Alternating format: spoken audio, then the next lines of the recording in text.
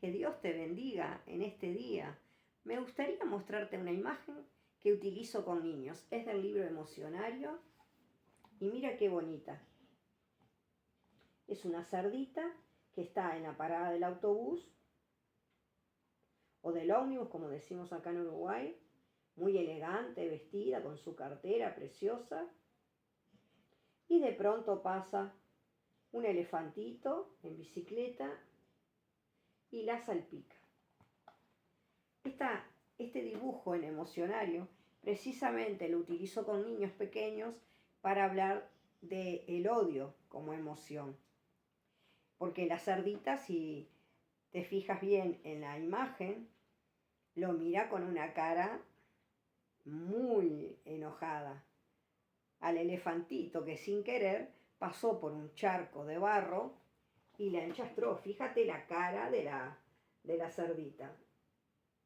Es hermosísimo como el dibujante trató de retratar esta emoción para trabajar con niños. El odio es la consecuencia de una ira máxima. Cuando quedamos atrapados en la ira y la queremos expresar en su máxima expresión, ahí comenzamos a sentir odio. Y con los niños, para trabajar acerca del odio, comienzo hablándoles del enojo.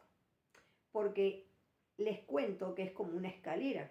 En el primer nivel está el enojo, luego está la ira y en la máxima expresión está el odio. Y la idea, ¿cuál es? Aprender en terapia a no subir esa escalera. Alguien que vivía en la cima de esa escalera, en el libro de Esther, era Amán. Vamos a leer Esther 3:1. Después de estas cosas, el rey Asuero engrandeció a Amán, hijo de Hamedata, agageo, y lo honró y puso su silla sobre todos los príncipes que estaban con él. Y todos los siervos del rey que estaban a la puerta del rey se arrodillaban y se inclinaban ante Amán, porque así lo había mandado el rey. Pero Mardoqueo ni se arrodillaba ni se humillaba. Y los siervos del rey que estaban a la puerta preguntaron a Mardoqueo: ¿por qué traspasas el mandamiento del rey? Es interesantísimo estos primeros versículos. Amán es, ¿verdad?, honrado y se le da un puesto de importancia. Es como la mano derecha del rey, el primer ministro o el ministro principal, ¿verdad?, del gobierno de Persia. Y hete aquí que el rey había dado una orden, que todos se inclinaran. Ahora bien, ¿por qué la gente se tenía que inclinar? Ahí yo me incliné a propósito para buscar. Te recomiendo esta Biblia, es bellísima. Biblia de estudio para la mujer, de Editorial Nelson, es bellísima. Mira qué bonita la encuadernación, qué belleza. Y mira lo que dice aquí. En el versículo 3:2 aclara esto como nota. La costumbre de inclinarse y de humillarse ante los miembros de mayor rango en la corte era habitual y generalizada. La negativa de Mardoqueo a hacerlo pudo deberse a que semejante acto podía considerarse idolatría, o bien como judío no se iba a inclinar ante Amán agageo, porque los amalecitas eran enemigos de los israelitas desde mucho tiempo atrás. Entonces puede haber aquí, ¿verdad?, una clara explicación. Mardoqueo no se inclina por dos cosas, porque puede considerarlo un acto de idolatría, solamente ante Dios, ¿verdad? Él se iba a inclinar para orar, ¿verdad?, para adorar en el templo, o no lo hacía por el odio ancestral entre judíos y amalecitas. Y tú te dirás, ¿pero cómo amalecitas? Si acá dice que Amán era agageo. Ahora bien, Amán tenía relación con Agag, rey de los amalecitas, al que Saúl, hijo de Cis como Mardoqueo, no había matado. Dios le había dado un mandato a Saúl, que acabara con todos los amalecitas. Y el rey de los amalecitas era Agag. ¿Te acuerdas lo que hizo Saúl? Se quedó con el mejor ganado. Así que entonces, 500 años atrás, Dios había dado la orden a Saúl de exterminar con este pueblo. Los amalecitas eran un pueblo nómade de la región desértica del sur que atacaban con frecuencia a los israelitas. Tuvieron una larga historia de animalversión hacia Israel después del Éxodo. Amalecita, dice esta Biblia, ¿verdad? En su nota, pasó a ser una referencia a cualquier enemigo de los israelitas. El conflicto entre Mardoqueo y Amán se representa como una continuación del que siempre hubo entre los judíos y los amalecitas. A mí me encanta estudiar siempre con una Biblia de estudio porque en las notas te profundizan mucho más, te queda mucho más claro el texto bíblico. Entonces es una linda inversión. Entonces te animo a que puedas esforzarte y vas ahorrando de a poquito y te animo a que te compres una Biblia de estudio. Un día quizás podemos hacer un video sobre las diferentes Biblias de estudio que yo tengo. Y es interesantísimo esto. Me gustaría contarte un poco más de esta situación, tal como lo menciona Max Lucado, con su estilo de escritura. Y tú ya sabes que ver videos de Marta Martínez es escuchar algo sobre Max Lucado. Soy fanática de Max Lucado. Mira lo que dice Max Lucado.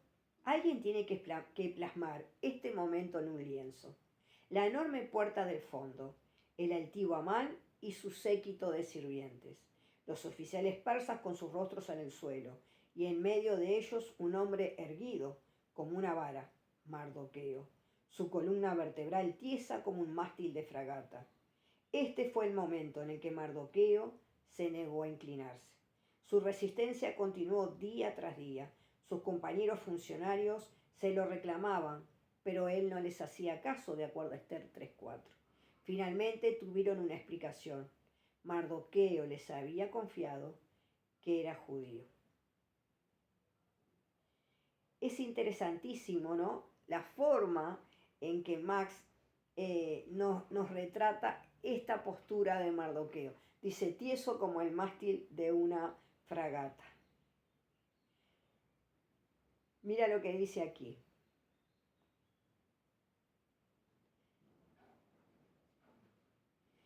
Habla de que Amán se puso furioso, ¿no?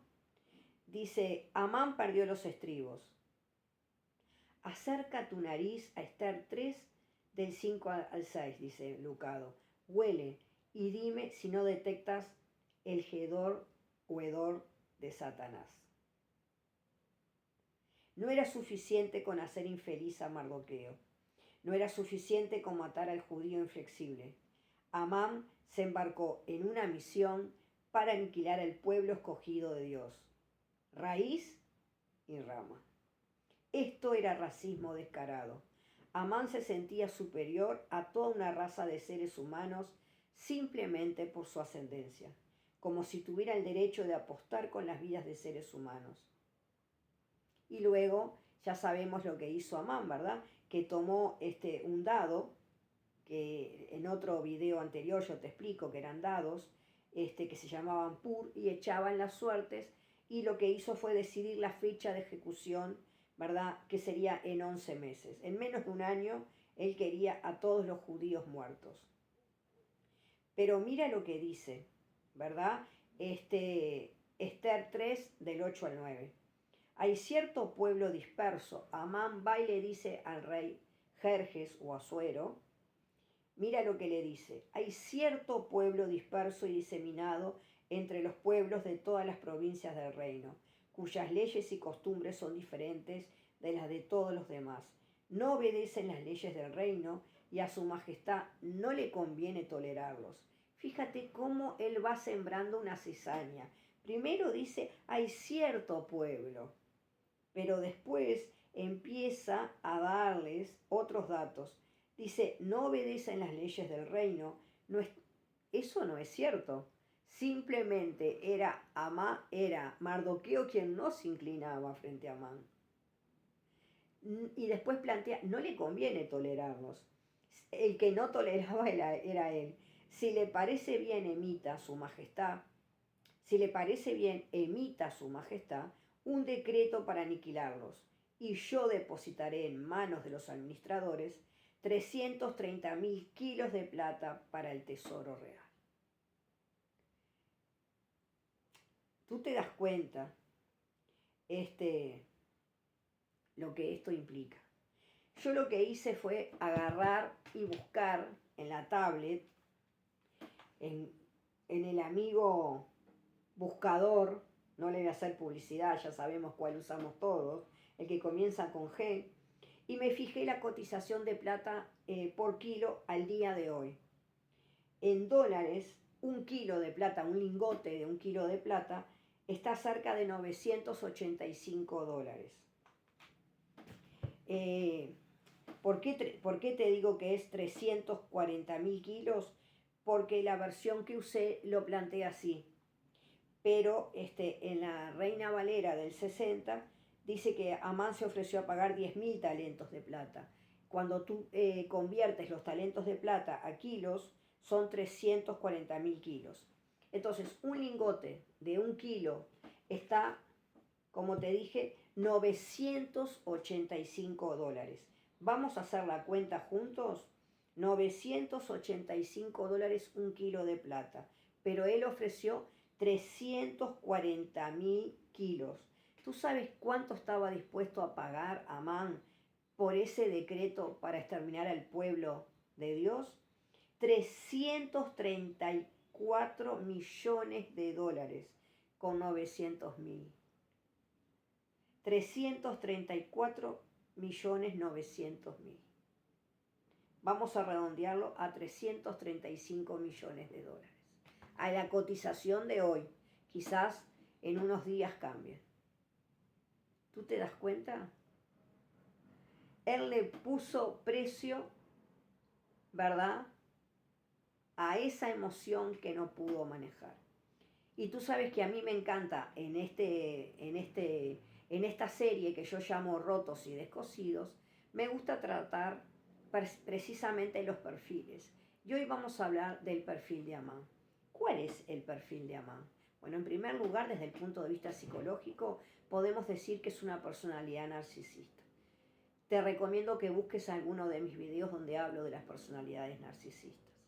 Lo que estamos viendo que como toda personalidad narcisista es muy soberbio, quiere ser admirado, quiere ser reconocido, quiere que los demás celebren sus logros.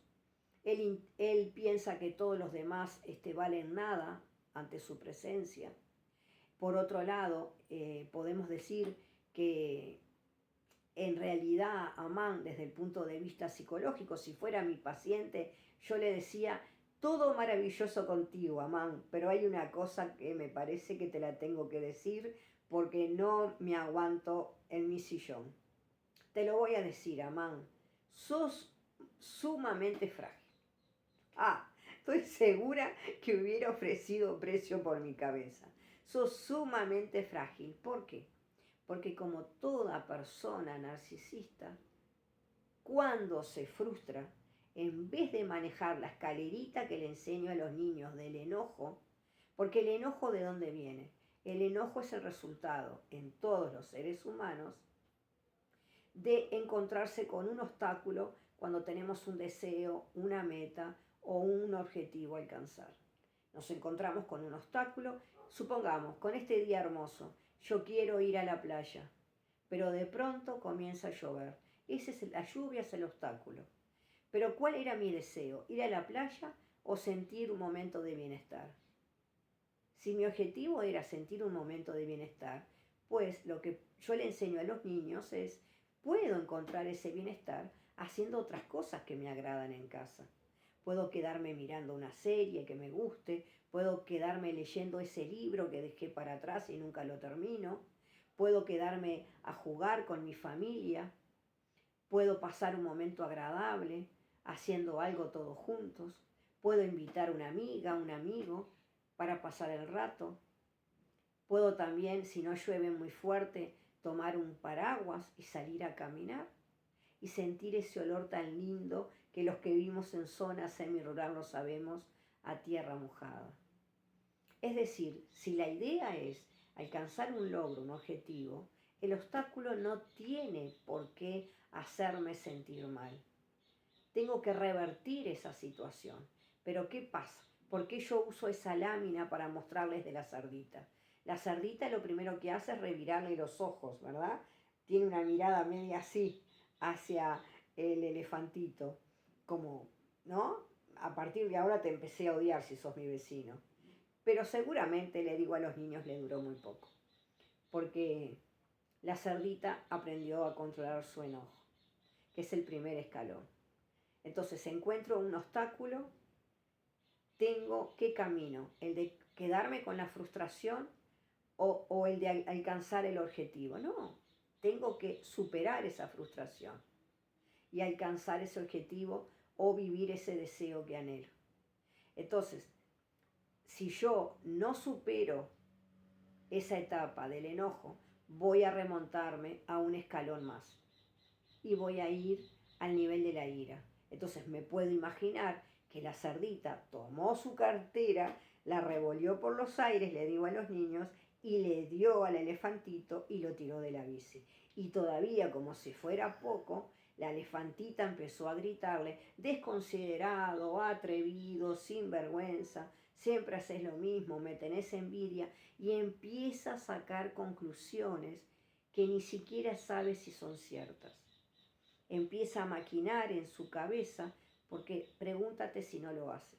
Empieza a maquinar en su cabeza cosas como: ya me tenés cansada, vos me tenés envidia, vos no me querés, porque seguramente te molesta mi elegancia y vos sos un gordo, tremendo elefante con esas orejas enormes que tenés, y le dice cosas que lo hieren.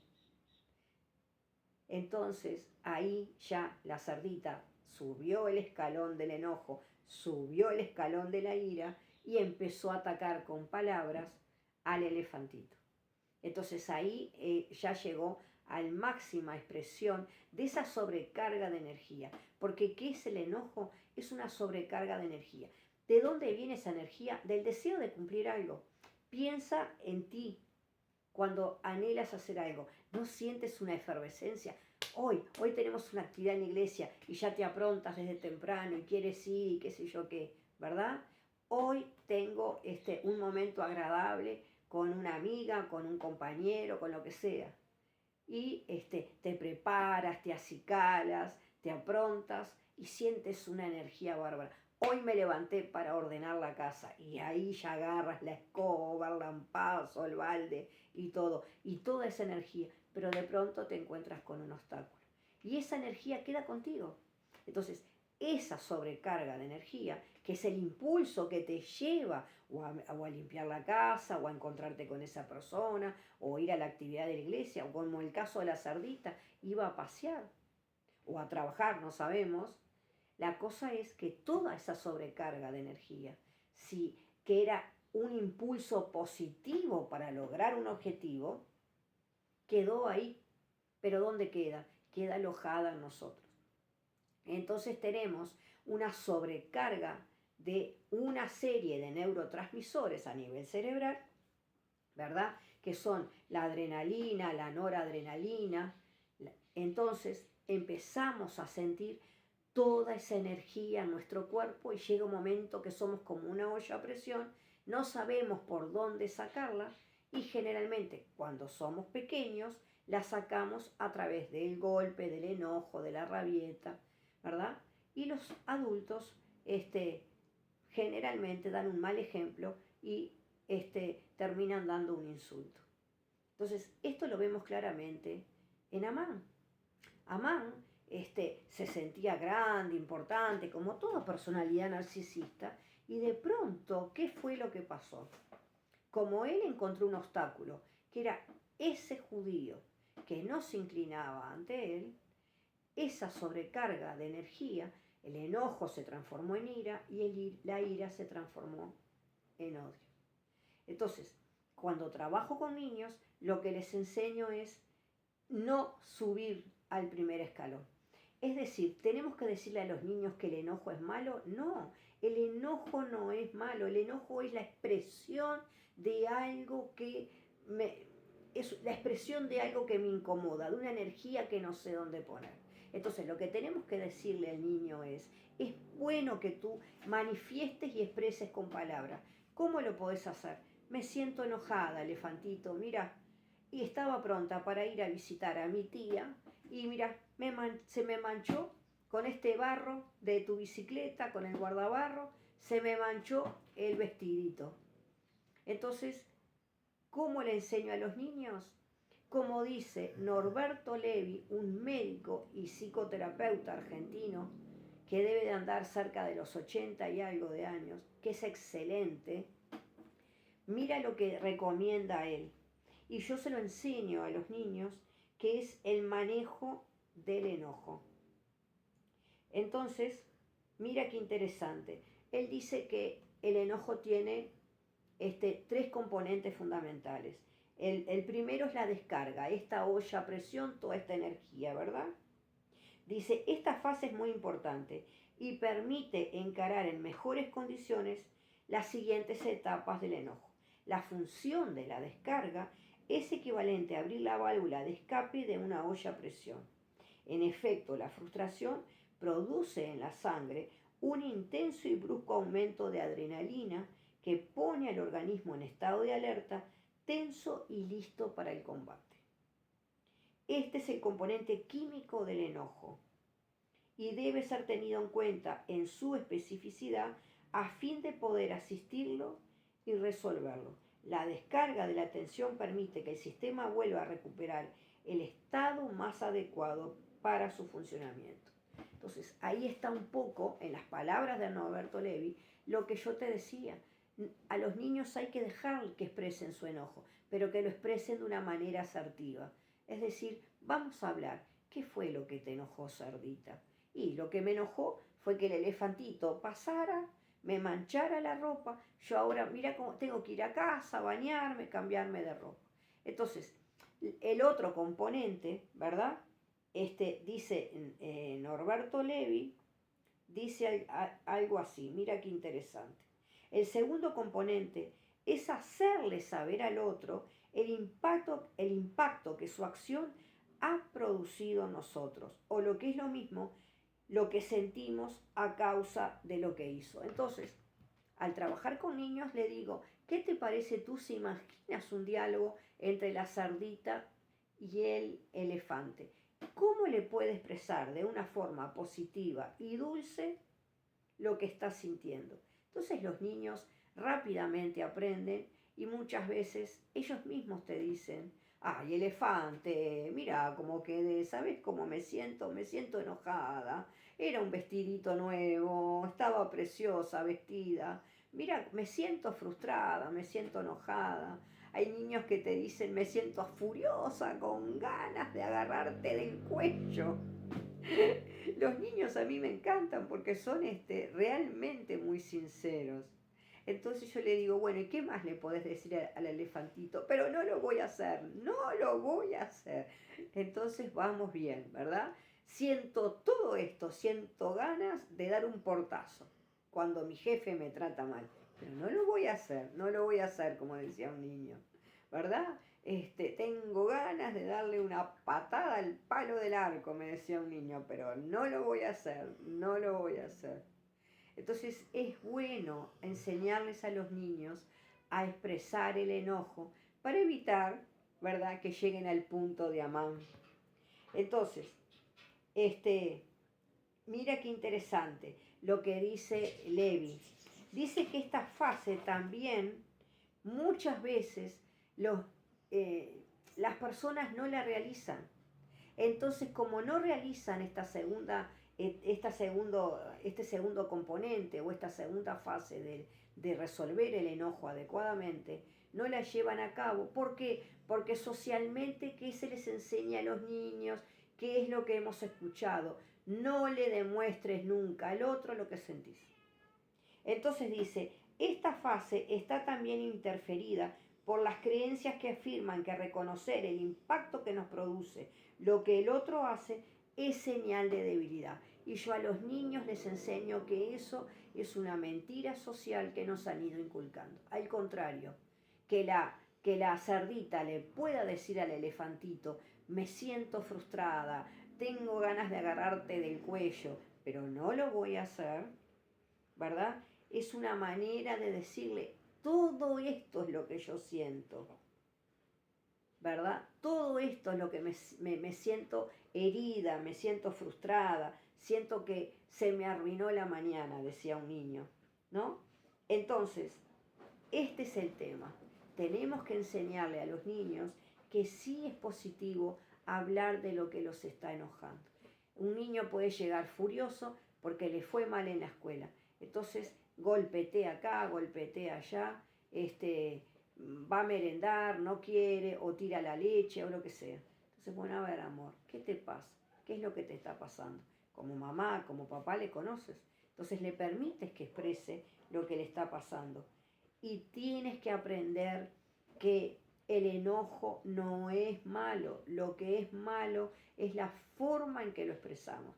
Pero sentir enojo es necesario porque es esa sobrecarga de energía que vimos que tiene un componente químico a nivel cerebral y es un exceso, una sobrecarga de energía que hay que tratar de sacar como una olla a presión. Pero lo que tenemos que enseñar, te lo vuelvo a repetir, es cómo sacar positivamente eso. El tercer componente, dice Levy, necesario en la expresión del enojo para que éste cumpla adecuadamente su función resolutiva, es la formulación de una propuesta para reparar lo reparable en esa situación y la construcción de un proyecto que asegure en lo posible que este problema no se repita. Entonces, mira qué interesante. Norberto Levy dice, tenemos que, sobre todo cuando uno trabaja con niños, vamos a enseñarles que la expresión del enojo tiene que ir hacia una fase resolutiva, ¿verdad? Encontrar una solución, pero encontrar una solución en conjunto entre las dos personas o las varias que están enojadas, ¿verdad? ¿Cómo? Encontrando, ¿verdad?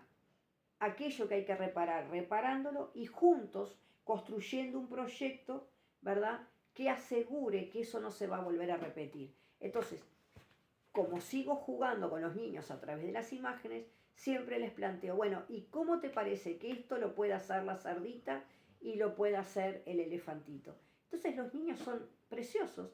Muchos me han llegado a decir, y bueno, la elefantita le puede, el elefantito o elefantita le puede decir, subite a la bici, dale, te llevo hasta tu casa o vas a la mía, te das un baño, te refrescas, te traigo nuevamente a la parada y me quedo contigo hasta que tomes el ómnibus. Y yo me llevo la ropa para casa o si vos te viniste para mi casa, yo te la lavo, la apronto y después te la devuelvo. ¿Vos te das cuenta? Ese es un niño que está aprendiendo a resolver el enojo.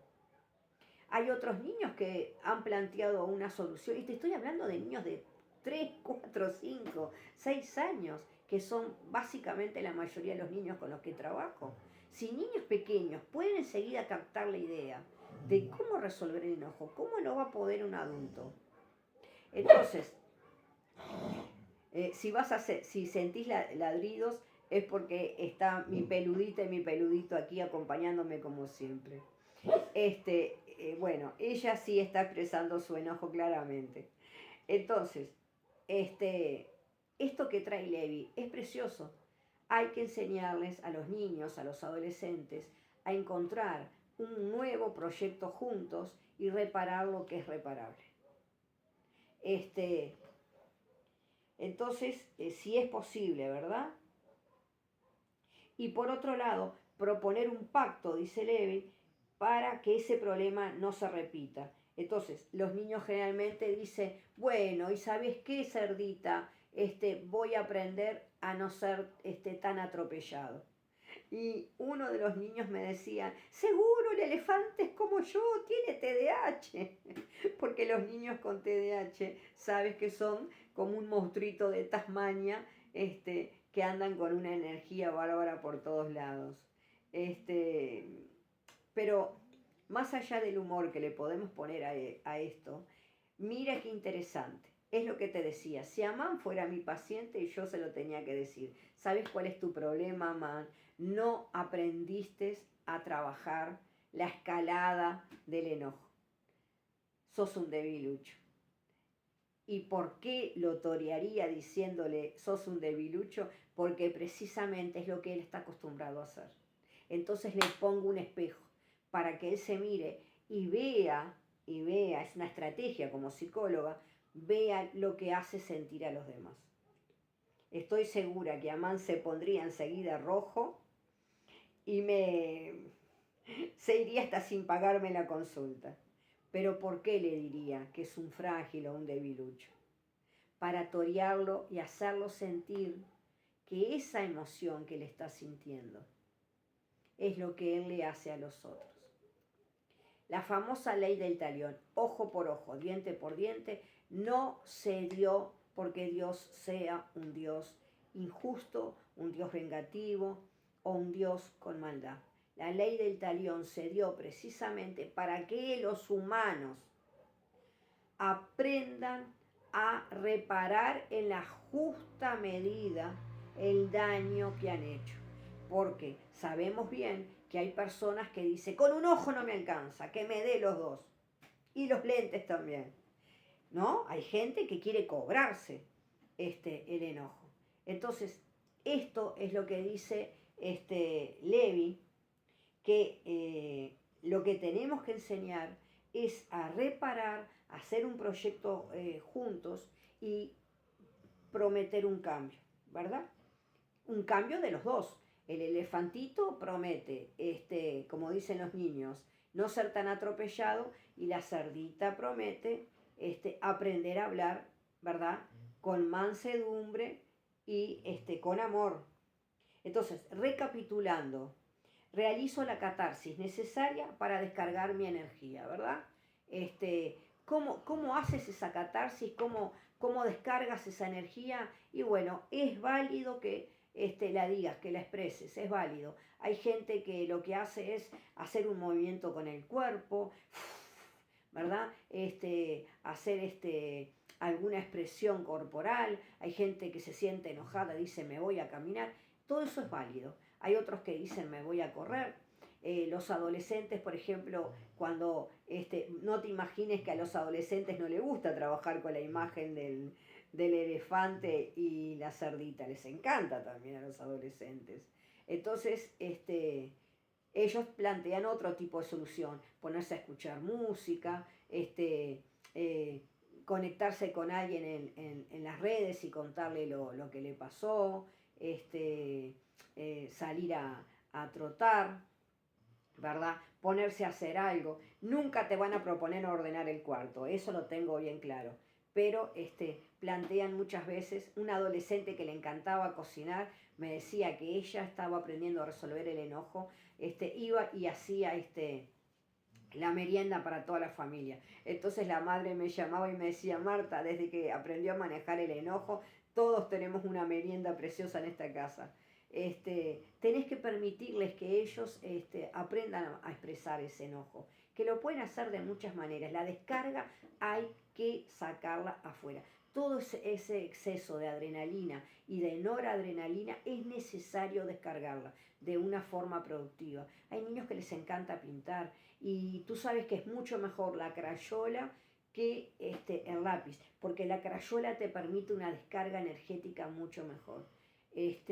Hay otros que usan esas masas, entonces le dan a esas masas la vieja plasticina de mi época, ¿verdad? Hacer cosas creativas, tengo algunos niños que les encanta cuando se sienten enojados, van y hacen recortan y pegan y hacen como un collage, porque cada uno lo va a sacar esa expresión de enojo de un modo creativo. y hay que permitir que cada niño y adolescente encuentre su propio forma de la descarga. Esa olla a presión tienen que aprender a resolverla de alguna manera.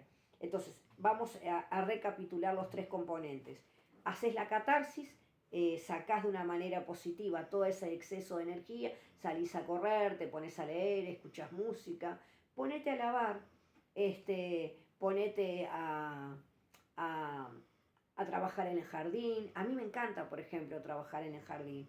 No lo hago cuando estoy enojada solamente, lo hago porque para mí es una fuente de placer. Pero trabajar en la tierra es maravilloso para las emociones. Bueno, así que entonces realizás la catarsis, te sacás afuera todo ese enojo, nada de portazos, nada de insultos, nada de arrebatos de tirar algo, ¿verdad? Y cosas por el estilo. Segundo componente, le doy a conocer clara y abiertamente lo que siento, sin usar agravios, sin herir al otro, sin ofender al otro. Simplemente lo que hago es una descripción de cómo me siento, describo cómo me siento. Me siento frustrada, me siento amargada, me siento decepcionada. Tu hijo promete ordenar el cuarto, limpiar la casa, nada de que sos un sinvergüenza, me tenés harta, ya estoy podrida, voy a juntar las cosas y me voy a ir. Un adolescente me contaba que él vivía con el miedo a que su madre se fuera, pero lo que pasa es que él estaba con una depresión tan grande que no se animaba a decirle a la madre por qué él no hacía las cosas. Entonces, yo le planteaba, no te quedes tampoco con ese, porque además de la depresión, él se quedaba acumulando el enojo. Entonces yo le decía, no te quedes con ese enojo, porque tu mamá también se va a quedar con ese enojo. Claramente exprésale lo que sientes, y de esa manera, haciendo terapia familiar con esa familia, pudimos resolver la situación. La mamá aprendió a expresarle abiertamente y honestamente que ella estaba cansada, que ella era el hombre y la mujer de la casa, que no comprendía su situación de depresión, pero que, de su hijo, pero que ella iba a tratar de ser un poco más sensible a lo que le estaba pasando, que también iba a participar de la terapia, y entonces llegamos a un acuerdo y el adolescente aprendió a expresar abiertamente cómo se sentía. Antes lo que hacía el adolescente era dar un portazo, echar a la madre del cuarto, la madre se iba para el comedor o la cocina o el dormitorio y empezaban, uno gritaba de un lado y el otro gritaba del otro, hasta que se armaba un alboroto tan grande que muchas veces los vecinos terminaban golpeándoles las paredes. Entonces, el tercer punto, ¿cuál es? Así que hacemos catarsis, ¿verdad? Expresamos esa descarga de energía, la sacamos como sea, damos a conocer, hacemos una descripción de cómo nos sentimos emocionalmente, lo hacemos de una forma pausada, clara, abierta, de lo que sentimos, sin ofender, con palabras positivas. Y en tercer lugar, incluimos una propuesta para reparar la situación presente, para tratar de evitar que se repita en el futuro. Entonces, hay un componente más, dice Norberto Levi, que cuando ya se llega al tercer escalón de la cima, que es el odio, el deseo de castigar al otro por lo que hizo comienza a manifestarse de una manera, ¿verdad?, desenfrenada. Entonces dice, aquellas personas que están habituadas a expresar su enojo de esta manera, se refiere a insultar, a gritar y todo eso, creen verdaderamente que expresar enojo es descalificar, reprochar y castigar. Si estamos atentos a las discusiones diarias, veremos que en la mayor parte de ellas esta es la modalidad que predomina. No digas tonterías, eres un resentido, eso es una estupidez, eres un hijo de, eres un amargado, no sirves para nada, eres un pelmazo, eres una histérica, etcétera, etcétera, etcétera. Todas estas expresiones, dice Levi, más la larga lista de frases equivalentes que cada uno podrá recordar, tienen en común el hecho de utilizar las palabras para atacar al otro. En ese sentido, son verdaderas trompadas verbales. Estas trompadas consisten en emitir un juicio descalificatorio acerca de lo que el otro es decir, agraviar e insultar. Entonces él plantea que nos hemos acostumbrado, cuando llegamos a la escala del odio, a herir con las palabras. Entonces, dice que la lógica del odio, ¿cuál es? Producir con la mínima descarga el máximo daño. Es como si la cerdita agarrara la cartera, ¿verdad? Como decía un niño, revoleársela al elefantito y por más pesado que sea, tirarlo de la bicicleta. Y entonces un niño me dijo, ¿sabes de qué me dan ganas? De revolcarlo a él por el barro. Yo le permití que expresara todo eso, porque era la forma en la que él me estaba manifestando cómo él se sentía, ¿verdad? Pero era el mismo que me decía, pero no lo voy a hacer, no lo voy a hacer. Entonces es interesante, siguiendo estas pautas, ¿verdad?, que utilizo con niños, me hubiera gustado tratar a Amán y decirle, Amán, a ver, vamos un poco a serenarnos y a ver la situación. ¿Qué es lo que te está pasando con Mardoqueo? ¿Cuál es el obstáculo que tú encontraste? ¿Que Mardoqueo no se inclina ante ti? Entonces vamos a trabajar en tu autoestima. Vamos a trabajar en esa necesidad que estás teniendo de siempre descalificar al otro. ¿Qué te parece, Amán, si trabajamos un poco en este perfil que tú tienes de vivir agraviando a las personas, de ponerles precio, de pensar que las personas son una cosa? Entonces el perfil de Amán lo que nos muestra en realidad es de una persona muy pobre emocionalmente. Por eso yo, a propósito, si fuera mi paciente, le diría que se está comportando como un debilucho emocional, ¿verdad? Porque en vez de fortalecerse emocionalmente, lo que hace es quedarse con ese resentimiento, con esa olla a presión, la larga, ¿verdad? Toda la presión de una manera tan desbocada, que lo único que quiere es infligir daño.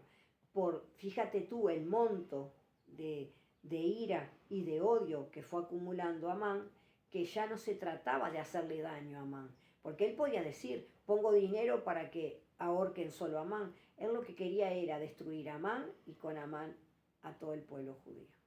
Perdón, Amán lo que quería era destruir a Mardoqueo y con Mardoqueo a todo el pueblo judío.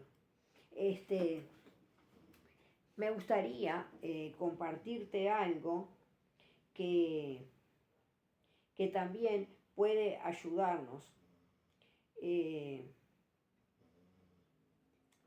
es lo siguiente, vamos a tratar de entender de dónde viene esta situación. Dijimos que históricamente a Saúl se le había ordenado que destruyera a los amalecitos que tenían por rey Agag, pero que Saúl perdonó al rey y salvó lo mejor de las ovejas. Y Amán era descendiente de la raza, ¿verdad?, antisemita. Pero el tema, ¿cuál es? El tema es que inclusive Moisés en determinado momento hizo memoria de la barbarie que los amalecitas hicieron contra el pueblo de Israel. Porque, ¿qué fue lo que pasó? Los hijos de Israel todavía recién habían salido de la esclavitud, todavía no habían llegado a la tierra prometida. Y ellos estaban en ese desierto, ¿verdad? Cuando, según Éxodo 17:8, vino Amalek y peleó contra Israel en Refidim. Entonces, así nomás, gratuitamente, el pueblo de Israel acababa de salir de la esclavitud, era errante en el desierto, los amalecitas vienen estando ahí en Refidim y los atacan y pelean con Israel. Éxodo 17:8. Entonces, ¿por qué lo hicieron? Si Moisés y su pueblo no eran dueños de la tierra, ellos no poseían ningún territorio todavía, no tenían nada para hacer enojar a los amalecitas, pero aún así se levantaron en guerra contra el pueblo hebreo y fueron crueles. Y Deuteronomios 25, 17 al 19, me gustaría leértelo. lo dice Moisés, recuerda lo que te hicieron los amalecitas después de que saliste de Egipto. ¿No? Cuando estabas cansado y fatigado, salieron a tu encuentro y atacaron por la espalda a todos los rezagados. No tuvieron temor de Dios. Por eso borrarás para siempre el recuerdo de los descendientes de Amalek. No lo olvides. Es Moisés que está describiendo, ¿verdad?, de alguna manera, la situación que pasó. El pueblo de Israel acababa de salir del exilio, estaban en ese desierto, ponte en ese lugar, estaban sedientos, cansados, fatigados, harapientos, ilusionados, pero también, ¿verdad?, sabiendo que habían dejado mucha cosa atrás. Y sabemos que el pueblo de Israel era muy quejoso, estaban cansados y fatigados. Pero de pronto vienen los amalecitas, ¿verdad?, con su rey Agag, los atacan y atacan por la espalda a los rezagados. ¿Cuáles eran los rezagados? Ponte a pensar. Un pueblo que arma una caravana, que va hacia el exilio o hacia una tierra o lo que sea. ¿Cuáles son? ¿Quiénes son los que van generalmente, los que van quedando atrás? Cuando sales a caminar con tu familia, no hay alguien que siempre queda atrás. Ah, la tía fulana porque es gorda y camina lento, ¿verdad? Menganito porque siempre se distrae, porque no sé qué, es el rezagado. Casi siempre hay alguien, ¿verdad? Entonces, ¿quiénes eran los rezagados? Los ancianos, los que estaban enfermos, las viudas y las personas con discapacidad. Entonces, fíjate tú, los amalecitas, por la espalda, ni siquiera de frente, sino que por la espalda, ni siquiera fueron valientes para atacar de frente, sino que atacaron a traición. Eso mostró maldad. Los amalecitas eran un pueblo que le respondían a Satanás. Recordemos que Satanás odiaba a los judíos. Él sabía que el plan de Dios era redimir al mundo a través de Jesucristo.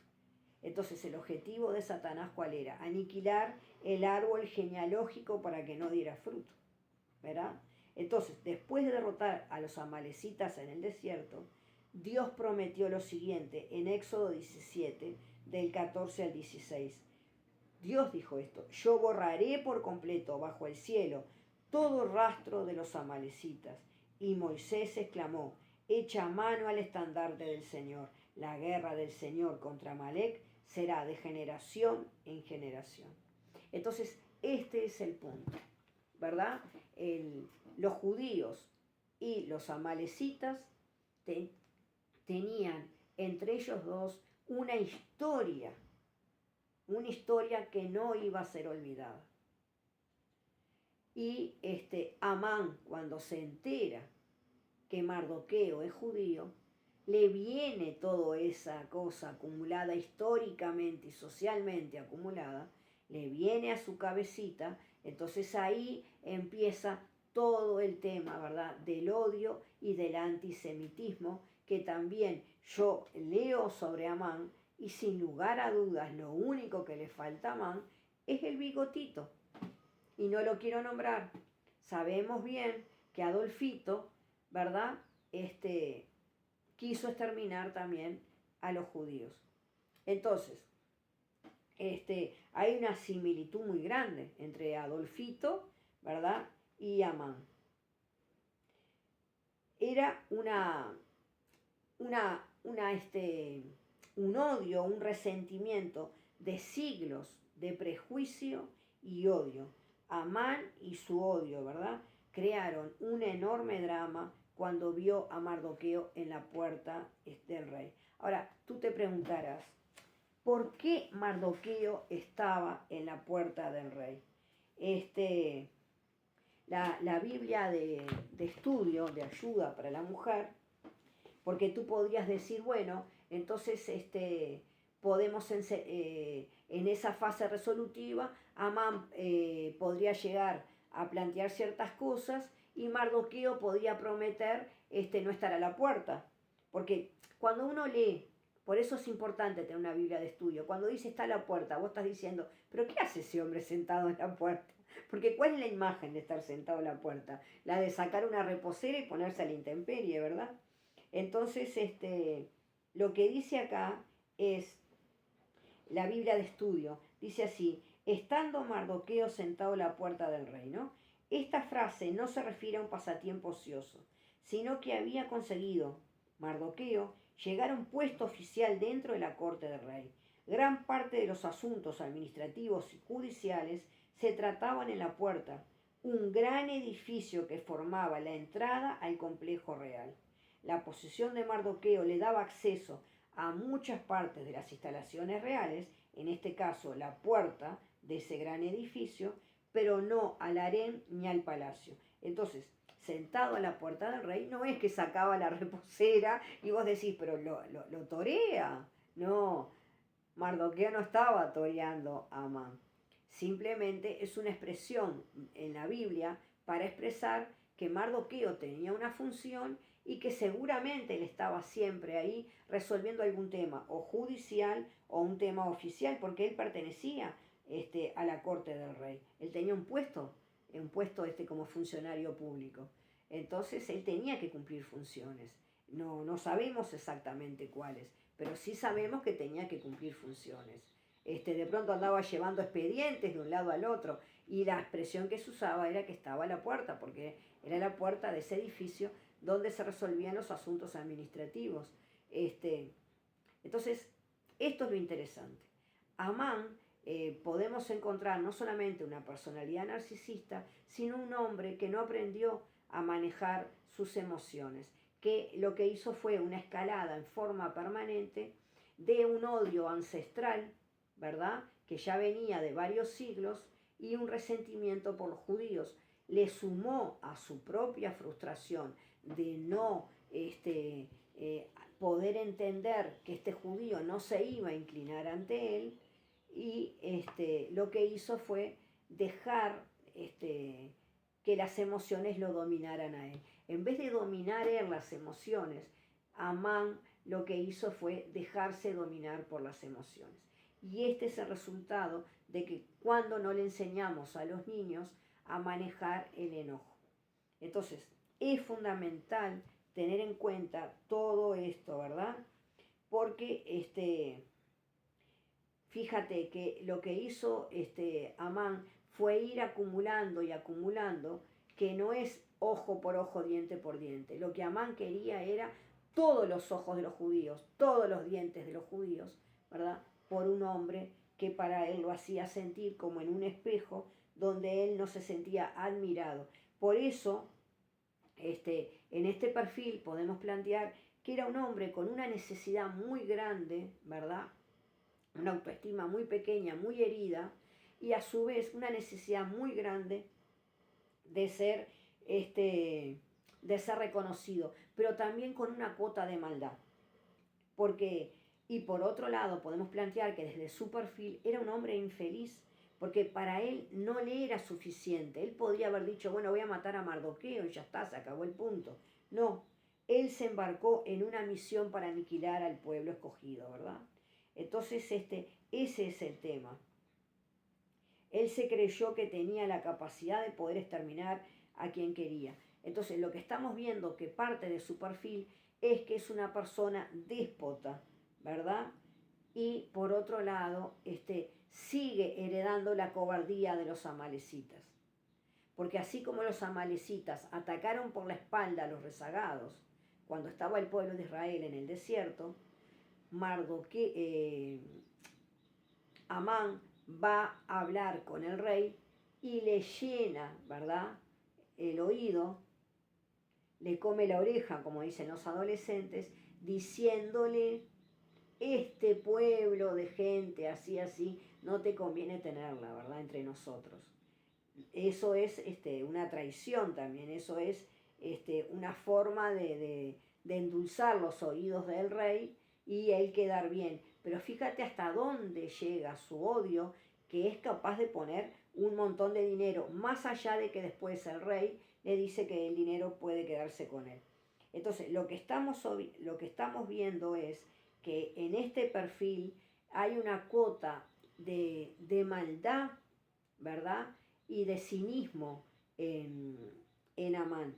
Y por otro lado, hay cierto goce, cierto placer que disfruta del derramamiento de sangre. Entonces, esto que estamos viendo como perfil es una personalidad narcisista que linda con una psicopatía, ¿verdad? Es prácticamente un psicópata. Algo que podemos analizar también es en Amán, que Amán tiene otro rasgo, otra característica, que es un hombre que se frustra y quiere resolver las cosas, no de un modo asertivo, sino que lo que quiere es ese exceso de energía que le quedó acumulado, esa descarga, no la hace de forma productiva, sino que la hace de la forma como una bomba atómica, de la forma más destructiva, que en vez de proponer la resolución y la reparación de una situación, porque él le podría proponer a Mardoqueo, mira Mardoqueo, yo sé que vos no te vas a inclinar porque sos judío, porque llevamos años entre amalecitas y judíos teniendo una historia, que por otro lado vos lo considerás idolatría, pero bueno, buscá la forma de no estar cuando yo paso. Podían llegar a un acuerdo, pero no, él lo que está demostrando Amán es, me frustro y quiero ahora, quiero ahora. Es decir, una característica que los psicólogos analizamos en consulta, que es la tendencia al pasaje al acto, ¿verdad? El acting out le llamamos. Es, ahora quiero ya la cosa. Esto llame ya, lo quiero ya. Bueno, es así. Amán es todo o nada. ¿Sabes qué? Ahora vos me haces esto, ahora acabo con todo. ¿Verdad? Entonces nos damos cuenta de que una de las características de Amán es todo o nada. Es decir, si te voy a odiar, te odio con la máxima expresión posible de mis emociones. No me voy a quedar con nada por ahí pendiente. Y me gustaría compartirte, por otro lado, pensando en niños y adolescentes, algo que te puede servir, y es lo que dice Luis Castellanos en el libro El lenguaje de la felicidad. Me gustaría cerrar con esto. La realidad comienza con nuestro relato secreto íntimo. Mira lo que está planteando, que la realidad, ¿verdad?, de cómo expresamos nuestro enojo comienza en nuestro interior. Empieza en el alma de las palabras que nos decimos y habitamos. Allí, por tanto, es donde tenemos que dirigirnos, en primer lugar, para encontrar el lenguaje de la felicidad. Las palabras dan forma a nuestra manera de pensar. Las palabras de Mardoqueo, ¿verdad?, eran las de querer honrar a Dios cada vez que se dirigía a Esther, o también sabemos que evitó un atentado contra el rey Asuero o Jerjes, y él lo hizo en forma anónima. Después el rey le reconoce. Vamos a hacer un video también de eso. Pero las palabras de Amán, ¿cuáles eran? Exterminio, ¿verdad? Muerte, horca, asesinato, crueldad, maldad. Todas esas palabras estaban en él. Y mira lo que dice entonces Castellano. Las palabras dan forma a nuestra manera de pensar. Por eso una buena pregunta es, ¿a qué palabras estás dispuesto a renunciar? Y esto también lo trabajo con los niños. Odio, desprecio, rabia, miedo, envidia, venganza. Solo tenemos que observar qué palabras nos privan de la alegría y qué palabras nos privan de la felicidad. Qué palabras nos arrebatan el poder de ser personas dignas.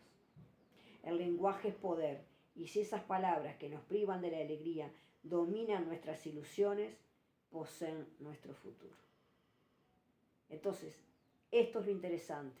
Amán realizó, mandó a hacer una horca y le puso un precio a la cabeza de Mardoqueo y de todo el pueblo judío. Y el que terminó el futuro de Amán fue el que él quiso para Mardoqueo. Y fíjate lo que dice Castellanos, que las palabras dominan nuestras ilusiones y poseen nuestro futuro. Él podía haber elegido otras palabras. Sin embargo, las palabras que eligió Mardoqueo eran palabras, ¿verdad?, de odio, de ira, de resentimiento. Entonces, tenemos que aprender a manejarnos desde el lugar de la esperanza, desde el lugar del amor, desde el lugar de la paciencia. La única solución, ¿verdad?, para llegar a un acuerdo en el tercer componente de la expresión del enojo, siempre le planteo a los niños que es el amor. El amor es el escultor de los corazones, es la fuerza vital de la vida. Cuando tú estás orientado hacia el amor, no hay lugar para la maldad ni la destructividad como Amán. Porque el amor busca lo mejor de cada persona y te ayuda a crecer, ¿verdad?, a ti, pero también al otro. Por eso lo que plantea Norberto Levi lo quise compartir. Este es uno de los videos más largos de esta serie de Esther. Pero tú sabes que siempre en Rotos y Descosidos yo trato de darte algo de psicología y de fe. Entonces, la cuota máxima que podemos expresar en la resolución de problemas no es la ira destructiva, sino que es el amor, ¿verdad?, que lo supera todo. Tenemos el ejemplo claro de Jesucristo en la cruz del Calvario. El amor es la fuente máxima que nos puede ayudar a resolver los conflictos. No se trata de ser alguien tonto y que piensa que el amor lo va a curar todo, pero sí el amor nos lleva hacia un final totalmente distinto cuando les enseñamos a los niños, ¿verdad?, a que cuando comienza a odiar ya es el resultado de una emoción que no supo manejar y que la única forma de retornar hacia atrás es aprender que hay una emoción que es la que tenemos que experimentar cada día, que es vivir el amor, aunque sea gota a gota, pero hay que vivirlo.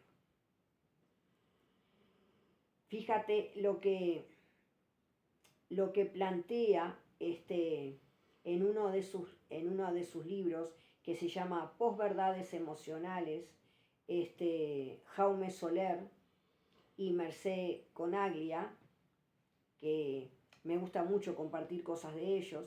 Dice, si resaltamos lo feo y lo malo, es que estamos centrados en eso. Quien solo ve lo peor de los demás posiblemente deba preguntarse si no será que también ve lo peor de sí mismo. Esto es lo que yo te decía que yo haría como psicóloga con Amán. Lo pondría frente al espejo. Decía Hermann Hesse, cuando odiamos a alguien, odiamos en su imagen algo que está dentro de nosotros. Realmente, tanto la fealdad como la belleza se hallan en los ojos del que mira y en los oídos del que escucha. Así que entonces tenemos que aprender a resolver los conflictos, ¿verdad?, tal como decía Norberto Levi. No es dejando que las emociones nos ganen, sino dejando que el amor lo cubra todo. Que Dios te bendiga ricamente.